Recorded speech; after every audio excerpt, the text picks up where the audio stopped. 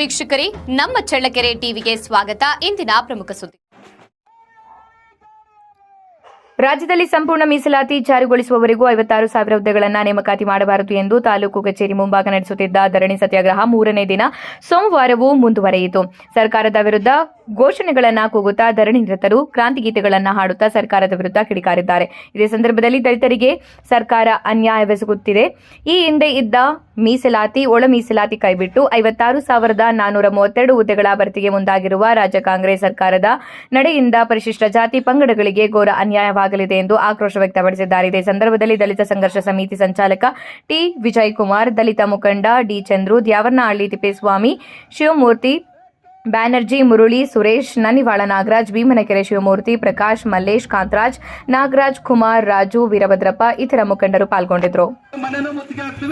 ಯಾವುದೇ ಕಾರಣಕ್ಕೂ ಬಿಡೋದಿಲ್ಲ. ಮೊದಲು ಮುಖ್ಯಮಂತ್ರಿ ಇರಲಿ, ನಮ್ಮ ಸಮಾಜದ ಸಚಿವರು ಹೊರಗೆ ಬರ್ರಿ, ನೀವು ಹೊರಗೆ ಬಂದು ಬೆಂಬಲ ಸೂಚಿಸ್ರಿ, ನಿಮ್ಮ ಜೊತೆಗೆ ಇರ್ತೀವಿ, ಏನ್ ಮಾಡ್ಬೇಕು, ಮುಂದೆ ಏನ್ ಮಾಡ್ಬೇಕಂತೇಳಿ ಈ ಸಮಾಜದ ಮಾರ್ಗದರ್ಶನ ಮಾಡ್ರಿ, ನಿಮ್ ಜೊತೆಗೆ ಇರ್ತೀವಿ ಅಂತ ಹೇಳ್ತಾ ನನಗೆ ಮಾತಾಡಲು ಅವಕಾಶ ಕೊಟ್ಟಂತ ಎಲ್ಲರಿಗೂ ನಾನು ಧನ್ಯವಾದಗಳನ್ನು ಹೇಳ್ತಾ ಜೈ ಭೀಮ್.